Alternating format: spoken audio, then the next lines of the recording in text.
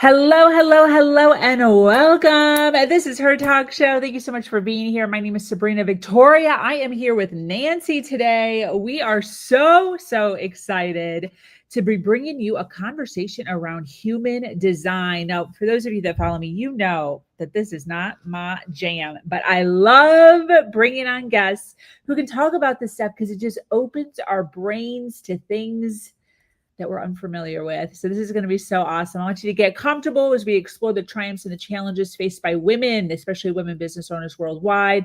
Nancy is here to offer us some insights, some inspiration to fuel not only your business growth, but also your personal growth. Let's jump right in.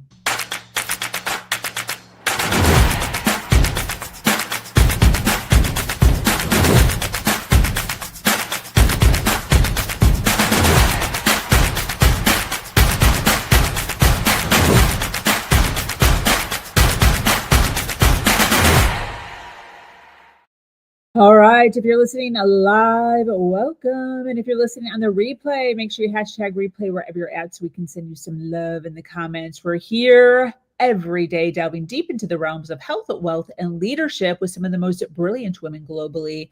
We've interviewed close to 700 women, and today we are adding another one to the list. We have Nancy OKeefe.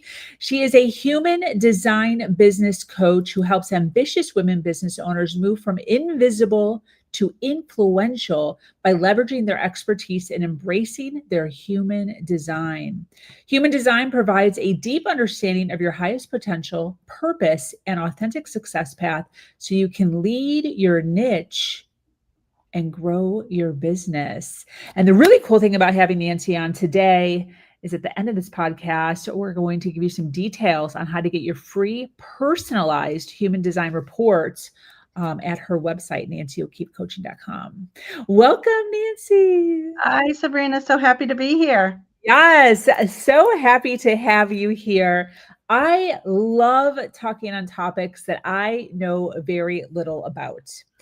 There's so many women that I bring on here where I'm just like, I can't really dive in because it's just like, I know all the things. But when I get somebody on here that just, broadens, expands my mind, I just so appreciate that. So I'm super excited today and super excited to bring you to my audience and expand on this thing, human design. Now, a lot of people have heard of this, right? And what's your human design? Some people might even know what energy type they are. Okay. I love this. So let's start with the basics. So first of all, human design, what is this? Is this something It's a personal growth tool, and it really is a combination of a number of systems, some of them ancient, some of them modern. It has the chakra system in it. It has a lot about astrology in it, the Chinese I Ching, Kabbalah, and quantum physics. And it's, if we think about what we learned in like 7th grade science, everything is energy. Everything is energy. Yeah. Just like us, we're energy too. And when you think about your physical characteristics and your DNA, we know we have fingerprints, they're unique.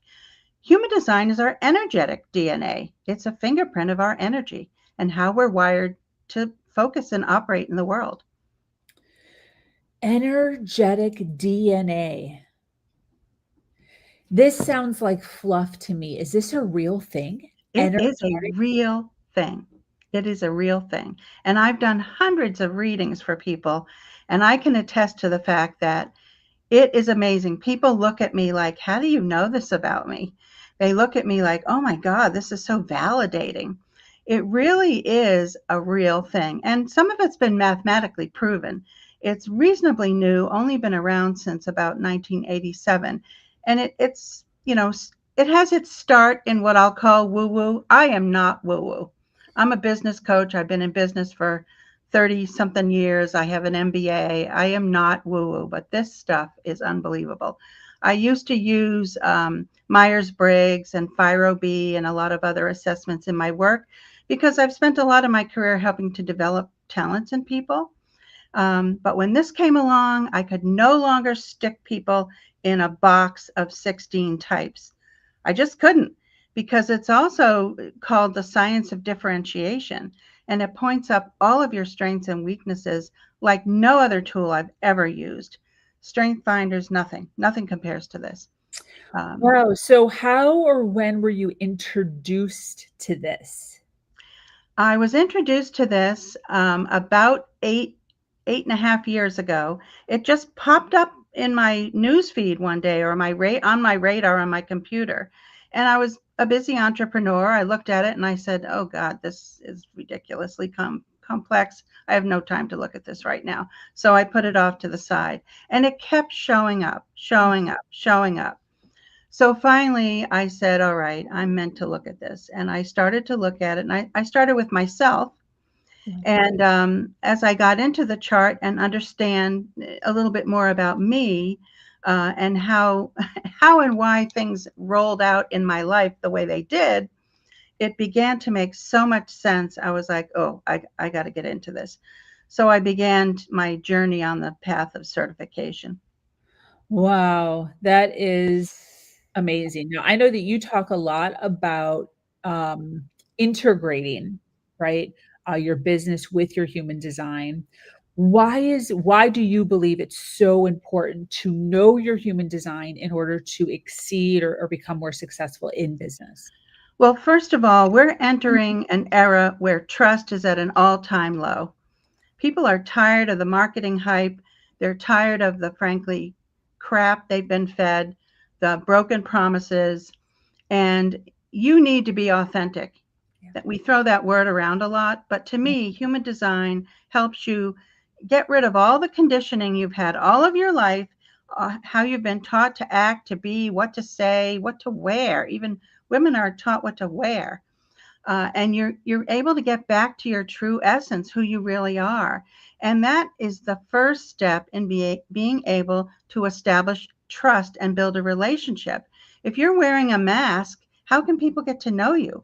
Mm, How can they trust you? And they feel your energy. Even in a forum like this, where we are not live, you can feel my energy, and you can tell based on what I'm saying and how I'm saying it, whether or not that matches the energy you feel. And frankly, sometimes people are not themselves and it doesn't match, and that builds mistrust. So that's the first thing. We talk a lot about know, like, and trust. This is a tremendous way to get that down pat, because being you is easy. mm, It's natural. yeah, It's just that we've been taught not to be ourselves yeah, for so long, for absolutely. so long. Yeah. I was just listening to somebody recently who was talking about that. He's like, when I was, we wonder why we were talking, it was a business seminar of some sort. He was like, we wonder why, there's so much distance between ourselves and others just in our daily life. And it all stems down from like when we were younger, you're told not to touch anything, don't touch anything, don't touch them, sit in your seat at school, only, raise your hand if you want to speak, like, and then he's like, it's got worse and worse and worse all the way up to the point where parents are telling their kids not to touch themselves, like your thumb sucker, get your thumb out of your mouth, Yeah, you're messing with your parts, stop touching yourself, you're picking your nose, stop touching yeah, yourself. And it's like, no wonder we're all kind of walking around like so uneasy about like what we're allowed to do and what we're not allowed to right, do, right, and really leaning into like who we actually are, because we've never really gotten a chance to be able to be with ourselves, because we're always so nervous that we're going to get yelled at by right. just relaxing into who we are. Yeah, I'll tell you a quick story. I wanted to learn how to play golf. And I went and took a couple of lessons, and I was just completely overwhelmed because, it looked like a pretty simple game. Put the ball on the ground, hit the ball with a stick, try to get it near the flag. No, no, you have to stand a certain way, hold the golf club a certain way. If somebody else is playing the same hole, you've got to let them play through. There's all these etiquette rules. By the time you figure out how to stand and hold the club, you've already run through 100 rules in your head, and it just made you so tense and unable to play the game. Yeah. So one day I was out on the course and I said, the heck with this. This is a beautiful environment. I hear the birds chirping. I'm just going to hit the ball. It goes where it goes. And I just stopped doing what everybody told me. I stood in a natural position and I whacked the ball, and I had the best golf game I've ever had. So the rules are, they're meant to help us, but frankly, I think they just stress us out and make us to the point where, we can't be as effective as we could be if we just relaxed into ourselves and let our inner knowing just take over. Our body is very smart. It knows a lot. Just let it show you how to hold that club. Let it show you how to stand and hit the ball. You know this stuff. You don't need a lot of external validation and advice. Yeah, I get that. What a cool story. There is a lot of rules in golf. Oh gosh, yeah. Yeah, my son golfs, and yeah, there's a lot of nitpickers out there that'll like, yeah, just unsolicited. Just, Yeah. From 2 holes away, somebody will yell, nice shot, or you're not standing right. I'm like, who are you? It's true. Absolutely, absolutely. That's great. I want to speak to a moment on this word authenticity. I think this is a word that's being thrown around a lot, and I think of myself pre personal development. And if somebody would have come up to me and been like, "Hey, are you being your authentic self? Are you being true to yourself? Are you really you?" I would have absolutely been like, "Yeah, Mhm. I am." Once I started getting into personal development, there was so much that was opened. Even I remember there was this time where I learned that I like had the ability to choose.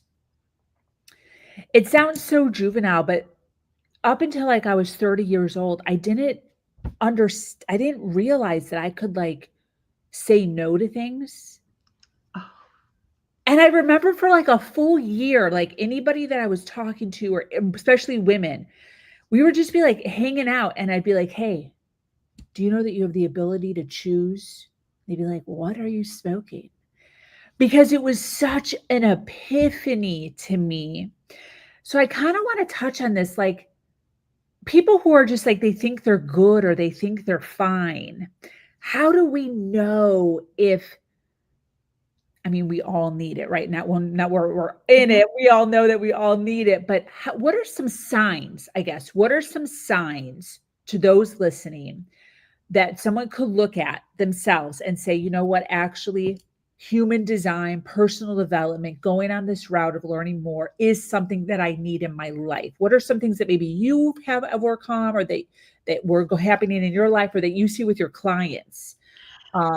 I would say the number one clue is exhaustion. Ooh, We okay. live in a very fast-paced world.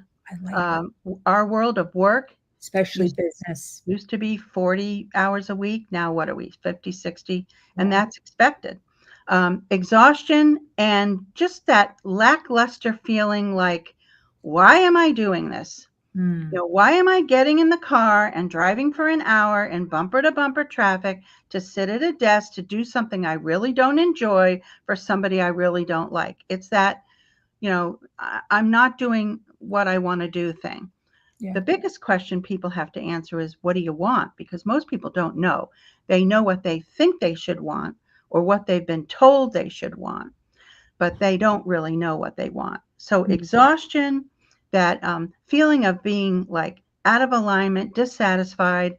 There's more. I know there should be more. That she has more. She's doing that. Look, why can't I get there? What's wrong with me? The feeling like I need to be fixed. Eh, eh, eh. It's those kinds of things. A lot of I'm not enough, a lot of things around the self-talk we give ourselves, about whether or not we're an imposter, whether we can really do things. All of those things are signs that you're not in alignment with who you really are. Mm. And if you go through your life like that, as many of us do for most of our lives, it's a pretty sad way to live.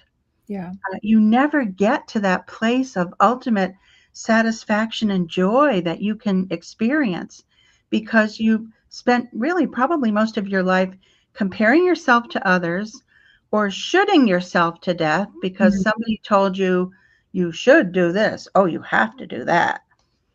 What do Yeah. you mean you're not doing this? Yeah. And I'll say we call it conditioning in the world of human design. And most of it comes from parents, teachers, and it's well-meaning. Yeah. When you go to stick your finger in the light socket when you're a year and a half old and your mother screams no, Yeah. that's your first piece of conditioning. Now, do you want to electrocute yourself? Absolutely not. But from that moment on, you start being conditioned Yeah. and molded into somebody that maybe you're not. Yeah. My mother, bless her, she's not with us any longer. She was raised in an age where, she went to work in New York City, but she wore white gloves and the pillbox hat and working for a woman in the 50s, that was unheard of. But it was, all about finishing school and, secretarial school and all of that. And she had definite ideas about what a woman should and should not do, Mm. which I never fit into the box she thought I should be in. And it was a constant bone of contention between us our entire lives. Mm. I was a rebel. I did things my own way. That's my wiring. That's how I'm wired. But she just couldn't understand that. And for most of my life, I was unable to really fully express who I was. And I was called bossy. One day she said to me, "You're fresh." And I said, "I'd rather be fresh than stale." It's just those are symptoms too. I'm not being myself and I'm going to bust out in some way. Yeah. So, the signs are all over the place. But I would say in business, the biggest ones are exhaustion, hating what you do, and feeling like you're missing out, or there's more, but you just don't know how to get to it. Yeah. Absolutely. When you're talking about your energetic DNA, are you figuring out someone's energetic DNA? Can you rewire that energy? Yes, I don't figure it out. We pull a chart Okay. based on your birth information, and that lays out the energy you came into the world with Oh, when you were born. It never changes. It's that way your entire life. Now, there's all kinds of different states of that energy. So you can be in a low expression of that energy, or you can be in your highest potential Mother Teresa energy. wow. Most of us operate somewhere in between. And as things happen to us in life, we go from, we have our lows, we have our highs. Can you rewire the trauma and the conditioning that you've had? Yes, absolutely. And the first step is to understand your human design and get an awareness. It's so eye-opening to see, your design and realize, oh my God, that's why this happened. This is why I argued with my mother every day about what she told me to do, because I am not wired that way. And it's the word validating came up in every reading I've ever done. Oh my God, this is so validating. Wow. You know all this inside. You know all this. Um, and it's very powerful to rediscover it. Once you rediscover it, then you have to start working toward correcting it, changing it, moving to a higher frequency in that energy. And it may be a case where you have fears and you want to move from a place of fear that causes you to act in the lower expression of a particular energy to a place where you step in with courage and action and move to a higher state of energy.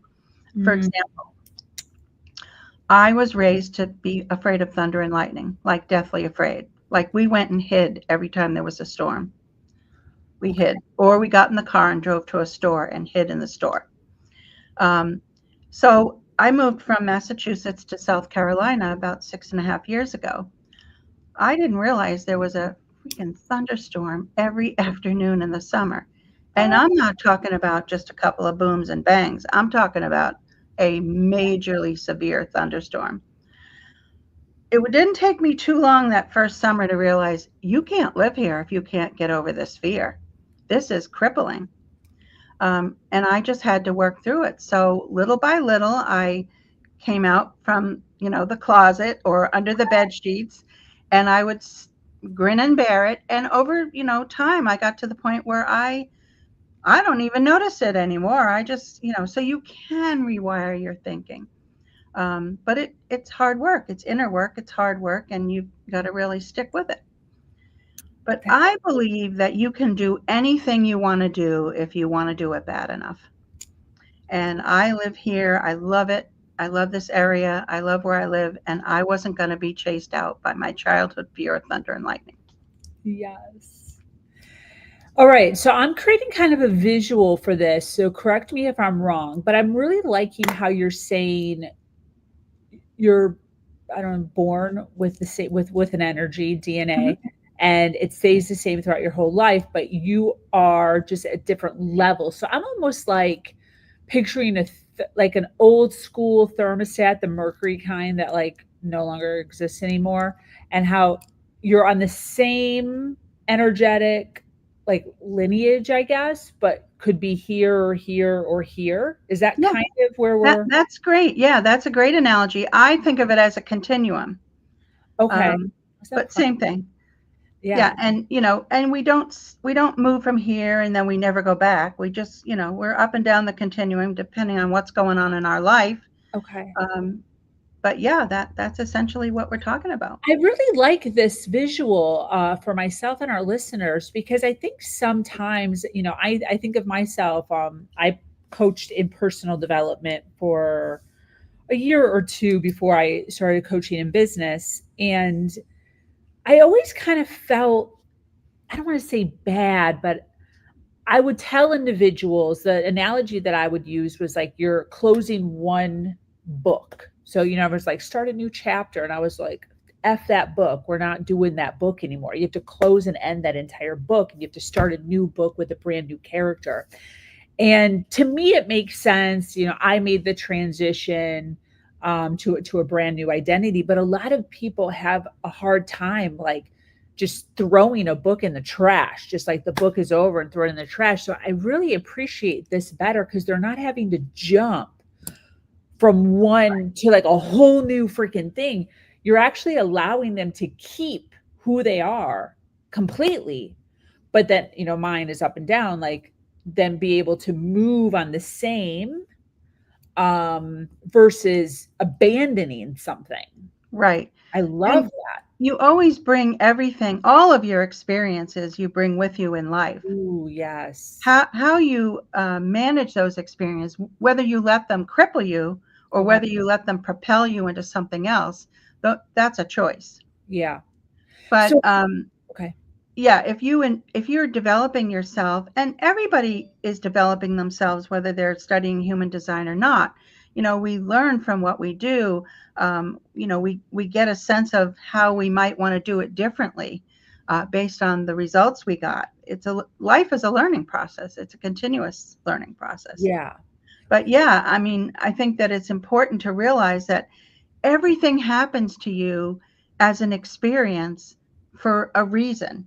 It might be a lesson, it might be, whatever that reason is. And you bring all that with you. And that's what makes you a deep, rich, wonderful person later on in life. Yeah. In business school, we called it 50,000 chunks. And, the idea was you had a basket and everything you learned, you put in the basket. And once you got your 50,000 chunks of learning, now you were really ready to do something and help people. Oh, I love And that. I really like that too, because one of the things we talk about in human design is the way we learn. And there are certain types that learn by experimentation. They have to try things. They're trial and error people, and they make a lot of mistakes, but they don't look at them as mistakes. They look and say, "Oh, another 50,000, one of my chunks," and that's the way they learn. So there's nothing wrong with having experiences, even if experiences aren't pleasant or don't go well or didn't get you the outcome you want. You've still gained something from that. Always look for the gift in that experience. Always look for the gift. Yeah. This is great. I love this. So how can or why is knowing your human design important in business? How can this help us in business? Because if you're not aligned with your design and you're not being who you truly are, You're going to suffer from exhaustion. Everything's going to be hard. It's like running, backwards uphill with a 50,000-pound weight on your back. People are going to have that little bit of mistrust maybe when they talk with you. And you're not really going to be doing what you came here to do. You're not going to be putting out into the world what you came here to put out. Yeah. I think it's just a powerful way to recognize. We all search for our purpose. A lot of people search for their purpose. This is a powerful way to recognize how you're wired to be and really what you came here to do. Yeah. And that can manifest itself in a lot of different businesses. But I find that when you're more aligned, you're more relaxed, you're more in the flow, it's easier for you to do things. You don't feel hesitant. You don't feel, you have confidence. You're not like, oh, gee, I don't want to pick up the phone and call Sabrina because, blah, blah, blah, this might happen. The stories you tell yourself start to dissipate. Wow. That negative self-talk, it's very powerful. Wow. I guess just knowing yourself, right, creates Yes. confidence within you. And there's one particular type, they're projectors. A lot of times in the world, they feel broken. I actually had a client one time say to me, well, if I just fix this about myself. And I said to her, you're not broken. And she looked at me, and that was probably one of the most profound things she heard that day, because she thought she was broken Oh, and she had to take a course or do this or change this about herself. No, you're perfect exactly the way you are. The only thing you need to do is shine more of you and mm, stop trying to be somebody you're not. mm. That takes more energy. I mean, we all know the statistics about a smile, right? I don't remember the number, but the number of muscles it takes to smile is far less than the number of muscles it takes in your face to frown or grump. Yeah. Same concept. Same concept. And for any of your listeners, just try this. If you are not in a car, but you can sit down and take a piece of paper and a pen, put the pen in the hand you don't normally write with and sign your name. Sign your name with the wrong hand, so to speak. What does this do? What does that feel like to you? Like I'm 2 years old. Awkward, right? Yeah. Hard. You really got to think about it. Yeah. Now put the pen in your other hand and sign your name. Piece of cake. Piece of Also a cake. lot quicker. Also a lot quicker. Quicker, natural. You don't even have to watch yourself do it. You can do it with your eyes closed. Yeah. That's the difference between being out of alignment and being in alignment with your human design. Dude, that was great. Ooh, what a great visual. Now, if you took that pen and put it in the opposite hand from the one you normally write with, and you practiced a couple of hours every day, could you get that signature to look good? Sure, Yeah. you could. Yeah. Could you do it a little bit more effortlessly? Absolutely. But it's still not you. Yeah. And that's what we're all doing when we wear the mask and try and fit ourselves into whatever box our business, the culture, the society, our relationship, the person we're with tell us to do. Mm, Stop. Stop. Be yourself. yeah. Great insight. Love that. All right. Well, as we're kind of wrapping up here, for those listening live, thank you so much for being here. For those listening on the replay, Nancy, who should be reaching out to you? Who do you help? Who do you work with? I work primarily with women business owners who are ambitious but aren't sure really how to get going. They're, suffering from all this conditioning. They're still wearing the mask. They know they want something more. They're not sure how to get it. And we work together with their human design to help them understand how they're wired and how they can go after what they want and get it in a more effortless way by being themselves. I work primarily with business owners because I've been a business owner myself, and I've worked in business for over 30 years. I feel like we spend a lot of hours working, and that's a place in our life where we have to improve our happiness factor. We have to improve our satisfaction factor. A lot of people out there, whether you have a business or you're in a career who are miserable because they're not able to really express themselves and be themselves. And if we could solve that problem and get people to the point where they're happy, satisfied, and feel good in the work they do, think of what it could do for the world. Think of what it could do for them. Yeah. And, I'm just on a mission to help women really step up, because I believe this new era we're moving into is a time of compassion. It's a time of collaboration. It's a more feminine energy that we're moving into in 2027. And we're gonna dump the structures, institutions, logic. It's going to be all about individual empowerment. And I believe this is the time for women to step up and do the work, because this is the time we're going to be able to shine. We've been held back before in the business world. I've been in business working since almost, oh God, I don't want to say it, 50 years. So I know I've had the glass ceiling struggles and all of that. It's a little bit better, but I believe it's going to explode, and there's going to be no more glass ceiling in the next decade. So that's what I'm working. Help women get out there and experience that and get what they want. That's awesome. And then this human design report that we opened up with, what is this and how exactly can somebody get this? Go out to my website, nancyokeefecoaching.com, and there's a big button right on the home page that says get your free human design report and chart. You'll need your birth information, including the birth time, and the more accurate that time is, the better.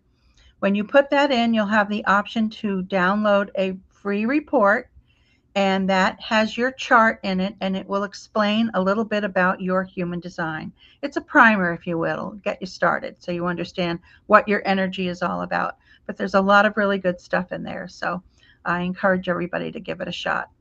That's cool. I love that. Yeah, she says it's front and center. It is literally front and center. So as soon as you go onto her website, there's 2 boxes straight away. The bottom box is get your free human design chart and personalized report by clicking here. So you don't even need to scroll. Just click there and it takes you right to that center page. You fill in the information and press get my chart. Yeah. There's also a free audio that goes with the chart that you can download, which further explains it. Beautiful. Awesome.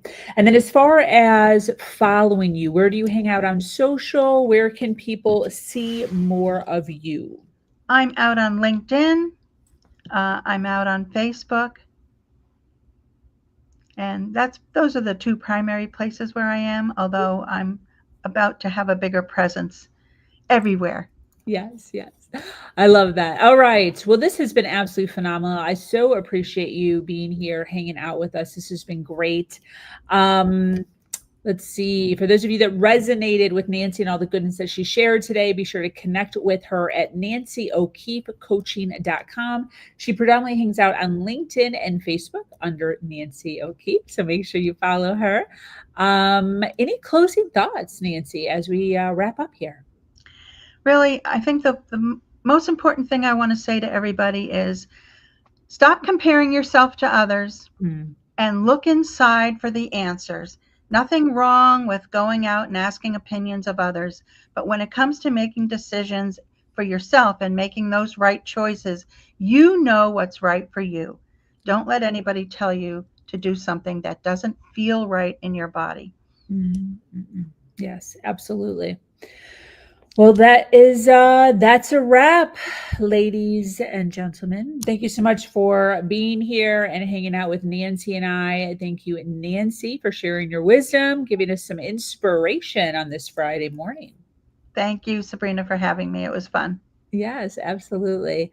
For those of you that are still here at the very end, remember to follow, like, and share. Once again, I am your host, Sabrina Victoria, and I invite you to join our amazing community, Her Nation Global, where we continue to uplift each other every step of the way by having conversations just like this one. Until next time, do something awesome today.